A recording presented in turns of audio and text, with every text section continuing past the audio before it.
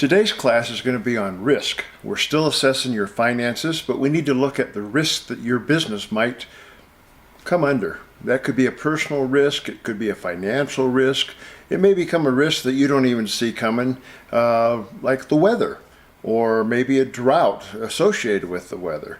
We have risks that we go through every day, but we need to look at those and figure out how we can mitigate them.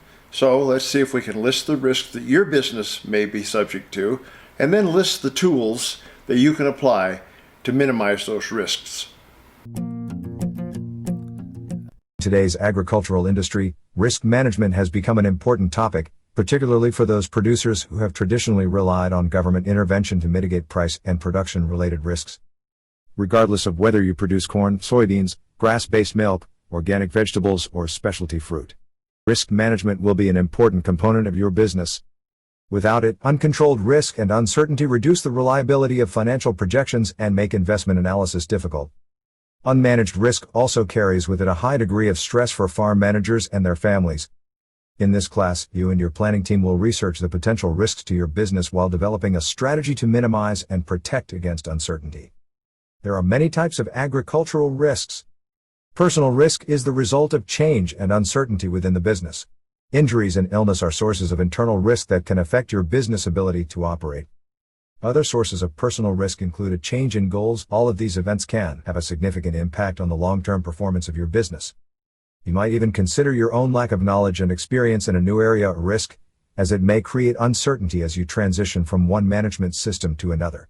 The business may be exposed to some internal risk as you learn to control pests and build soil fertility without the use of synthetic chemicals.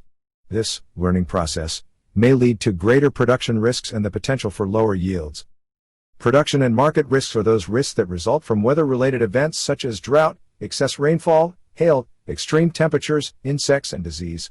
External price risks are often tied to below-cost market prices and volatility in commodity and input prices after production commitments have been made. Institutional risk is associated with changes in government policy and regulations that govern market prices, crop insurance, waste management, and livestock housing facilities. Contract risk is associated with the reliability, or lack thereof, of contracting partners. Although the use of production and marketing contracts are cited as risk management tools, you should be aware that the contracts themselves may pose a risk to your operation if the contractor is unreliable. Financial risk can occur as a result of fluctuating interest rates on borrowed funds, cash flow difficulties, and erosion of equity or net worth. Get a pencil and piece of paper and list the risks you feel your business is exposed to, and list the tools and strategies you can use to cope with or manage these risks. Now that you have written down the risks associated with your business, let's look at what some may consider another risk area. I'm talking about the current business environment and how is it changing?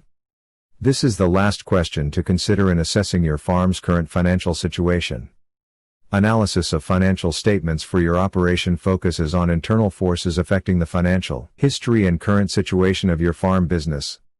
Your financial future will also be affected by what is happening externally to your business, within your industry and in the general economy. The following are external forces that are especially important for the financial health of your operation. Interest rates. In the late 1970s and early 1980s, high interest rates placed a heavy burden on any business that was using substantial borrowed capital. Could another such situation develop in the future? Employment. Will dependable, knowledgeable employees be available at a wage, including possible benefits, that you can afford to pay? Quite recently, this was a problem for many small businesses. Wage rates had increased sharply owing to high employment levels and a greater demand for dependable workers. Inflation. Producers who sell into the commodity markets have long known that inflation tends to increase farm costs much faster than farm prices. Is there potential that we could find ourselves in another inflationary period like that experienced during the 1970s? Government actions. If your products are currently supported by government programs, will the current level of support continue as the nation's population becomes more and more urban? Will government policies with regard to wages, environmental regulations, and reporting increase your costs? If your market depends on export demand, is there potential that either domestic political sanctions or foreign governmental actions will disrupt your sales?